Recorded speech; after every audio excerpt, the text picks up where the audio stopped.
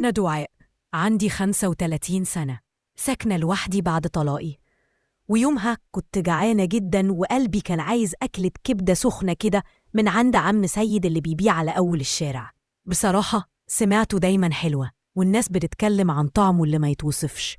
رحت وأنا جوايا لهفة غريبة، مش بس على الأكل، كنت محتاجة أحس بحاجة تفرحني، بحاجة تخليني أبتسم ولو لثواني.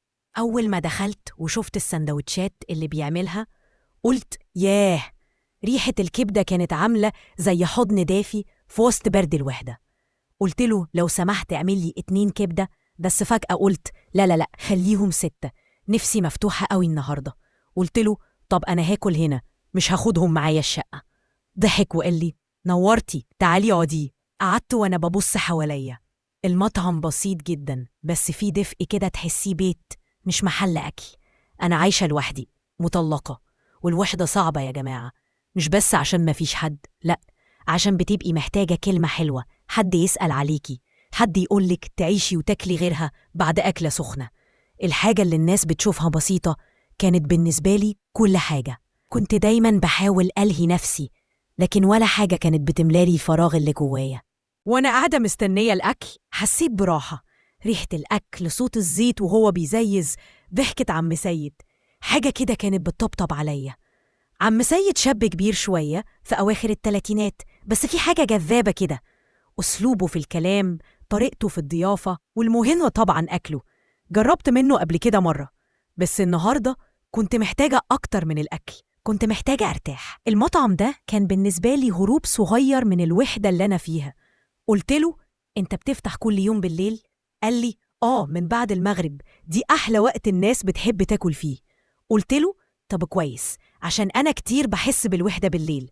بصلي كده وقال اللي يشرفنا ما يكونش وحيد أبدا. ابتسمت وبدأت أقول له كلام بسيط كأني بعرفه من زمان وقلبي مرتاح له. طلبت منه يعمل ليا أكتر من السندوتشات، ورغم إن الطلب كبير ما تأففش ولا تأخر، بالعكس حسيت إنه فرحان بوجودي. وأنا قاعدة بدأت ألاحظ حاجات بسيطة في تصرفاته، اهتمامه، طريقته وهو بيقدم الطبق كأن كل حاجة معمولة مخصوص عشاني. بصراحة حسيت إني مش غريبة، وكأن اللحظة دي اتخلقت علشاني أنا. سألته أنا ممكن آكل هنا دايما؟ رد عليا وهو بيضحك ده شرف لينا والله، تنوري في أي وقت. الدفء اللي في صوته، طريقته وهو بيهدى، خليني أنسى نفسي تماما. بدأ يجيب لي الممبار والكبدة والحواوشي، كل حاجة سخنة وطازة، وحقيقي طعمها خرافي. أكتر حاجة حبيتها كانت الطحينة، أنا عاشقة للطحينة، وهي كانت عاملة شغل عالي. كمان المخلل، كل حاجة عنده كانت عاملة زي لوحة مرسومة. وهو بيقدم الأكل قال لي على فكرة نفسي مفتوح على الشغل من ساعة ما دخلتي. ضحكت وقلت له والله وأنا كمان جعانة بزيادة. وبدأت آكل، لكن وأنا باكل لقيت نفسي مش بس ببص في الطبق، كنت ببص عليه. طريقته، كلامه، طيبته، كلهم خلوني أفكر هو ليه ما يتشافش. سألته هو أنت متجوز؟ قال لي لأ، لسه بدور على النص التاني. استغربت وقلت له إزاي؟ شكلك طيب وأكلك حكاية ومطعمك بيحبه الكل. قال لي مش لاقي البنت اللي تريح قلبي. قلت له ما تحترش كتير، اسمع قلبك. ضحك وقال لي قلبك كبير، شكلك فاهمة. قلت له على فكرة ممكن تديني رقمك؟ استغرب شوية. قلت له عشان لو جيت في يوم متأخر أبقى أطمن إنك فاتح.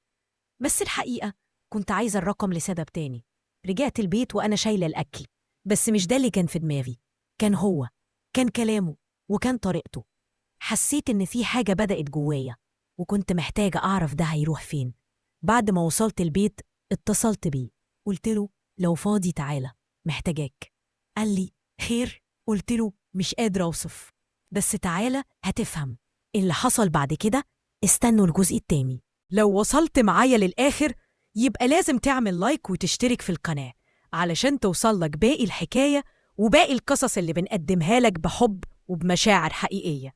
قصصنا بنعرض فيها مواقف حصلت لناس زينا، ناس كانت محتاجة تسمع كلمة أو تاخد قرار أو حتى تعيش لحظة بسيطة وسط زحمة الأيام. قصتنا دي للعبرة والتفكير، مش مجرد حكاية. وهشوفكم في الجزء التاني، مع السلامة.